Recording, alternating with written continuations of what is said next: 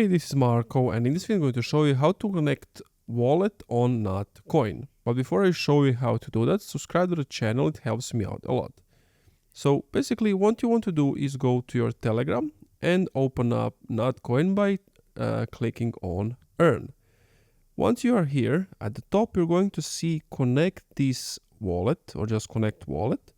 Click on that and then you have multiple options. Stonekeeper, Myton wallet, Hubd wallet. You can always view all of the wallets. So these are all of the wallets available. And then click on any.